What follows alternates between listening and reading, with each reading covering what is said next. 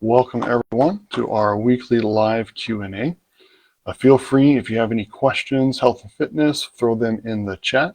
I'll answer them as I see them come up. If you're watching us on the replay, feel free to ask your questions in the comments, whether it's here on Facebook or on our YouTube page, and I will cover those questions as they come up in the following week. What I wanted to open with this week, we're kind of at the point where, for those of you that have stuck with your goals, you've been consistent, but maybe you're starting to get a little frustrated because you don't quite feel that you're seeing the progress that you should be seeing with the work that you're putting in. So I wanted to kind of focus on the changes that you're not going to see on the scale, to kind of shift our mindset and broaden our focus on what success and progress is, rather than just focusing on the numbers on the scale being that dictate of are we successful or not with our goals. This is especially important if, for most people, once you're over 40, if you've been working on weight loss for a long portion of your life, you've beat your metabolism up quite a bit, and it takes more consistent, concerted effort to start seeing that final process of seeing the numbers shift on the scale. So there's a lot of stuff going on behind the scenes that we want to look at, and other things just to kind of be aware of. First and foremost, if you're going about losing body fat in a healthy, sustainable manner, we're only looking at 1/2 to 2 pounds per week on a typical basis. That's because in order to have a deficit that is low enough that we're not starving and constantly feeling deprived, we're not losing large amounts of weight rapidly over time. We're working on small, sustainable changes that aren't going to shock us out of wanting to continue. And that usually translates to no more than 2 pounds per week.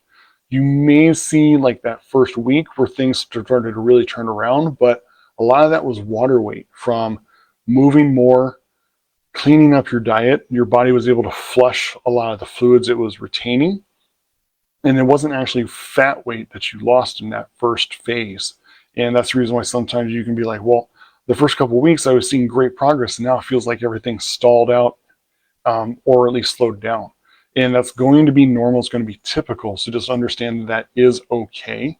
The other thing to look at is if you're doing things the right way, where you're working on your eating, you're moving every day, and you're adding in strength training at least twice a week, you're going to be adjusting what we call your body composition more than the number on the scale.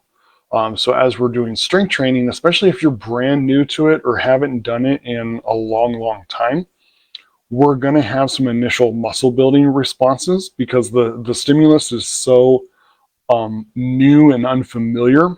Your body's going to kind of, even with a deficit of calories, as long as you're meeting good protein intake needs, we're going to see some initial muscle building develop. So you're burning fat and building some muscle, so the scale equals out, even though we're creating drastic changes in your composition and the ratio of how much of your body is fat compared to the rest of the tissue. So this kind of leads us to looking at other aspects of change as far as our muscle tone, tightness, firmness. Circumference measurements are a great tool to kind of assess progress, because it's easier to, by measurement, to say, okay, clearly my waistline's going down, or clearly, my arms are going up, or my butt's developing more, my thighs are getting more muscular, things of that nature to assess and measure. And one of the easiest ones is, how are your clothes fitting? Is the same outfit that used to kind of feel tight starting to kind of hang loose and making you feel a little more confident when you wear it rather than self-conscious, because it actually drapes better? Things of that nature are still progress, even if the scale isn't showing a change in its number. Another thing to understand is a lot of internal changes happen first. We're balancing hormones by eating better, being more active, going to sleep at a better time, getting more sleep and deeper sleep because of that. We're starting to get the metabolism to work for us rather than working against us like it has been for an unknown amount of years if you've really been beating yourself up with crash dieting and rebound eating. So it takes time to get all that reset, and then we start to really see a major transformation. It still may not be a big change on the scale, but our body composition is going to drastically adjust and flux to where we're looking better, we're feeling better. Clothes are making us feel good about ourselves rather than self-conscious in how it fits us. And other aspects of our day-to-day starts to become easier. We have more energy throughout the day, so we're not crashing midday at work. We get home, we have the energy to either play with kids, do hobbies that we want to do and find more fulfillment in that manner. You're able to feel stronger when you're doing things. One of the big things that we get in comments from our clients is that the day doesn't exhaust me anymore because I have the strength to do a lot of the tasks that at work that I normally would that wore me out or I would need help to do, but now I can do it on my own and I still have energy at the end of the day to do the things I want to do now rather than just trying to recover. And it's a huge, huge win and major progress in that realm. Other things to look at is how easy is it to move in aspects of can you get up and down without assistance? Can you do things more comfortably? So, things aren't burning or causing pain and discomfort because we've trained our body not just how to move effectively, but given it more strength to move in those patterns so it's not taxing on us as much. Those are big wins. The scale's never going to show that, so we just have to kind of take a step back and really look and be aware of, hey, doing this is a lot easier than what it used to be. Your quality of sleep is another big aspect of progress. Being able to go to sleep more easily, being able to get better, longer, deeper sleep is another big aspect of progress. A lot of times, again, going back to the hormones being imbalanced, our physiology is so stressed out, it's hard to wind down and come down. And we end up never really getting good, true rest, even if we have the appropriate amount of time for sleep in our schedule. If you have that 7 to 9 hours built in and you're doing that, it's just never really restful. But now that we're moving right, we're eating right, the body's rebalanced, and now we can get to sleep easier. We're staying asleep and waking up refreshed. And those are huge aspects of progress as well. And that in turn gives us a lot more benefit because your stress levels are going to be better. Your energy is obviously going to be better, like we talked about. But other aspects as far as like immune health, mood, things of that nature are going to stay at a better level for you rather than constantly feeling taxed, being constantly susceptible to getting sick.